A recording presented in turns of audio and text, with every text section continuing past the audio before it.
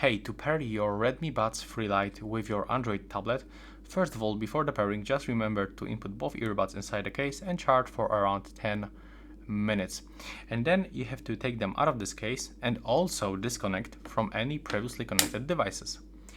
So now, when you remove them from the case, you will find that these indicators right here and right here, that they are actually blinking.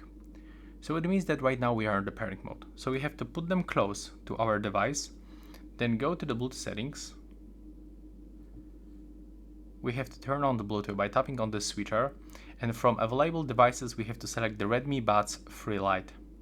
Accept the pairing by tapping on the pair button, and here we are successfully connected. And if you wonder if you can actually connect them with any application, the answer is no, because they doesn't have any phone application. So yeah, that's all for this video. Right now, please subscribe to my channel. Bye bye.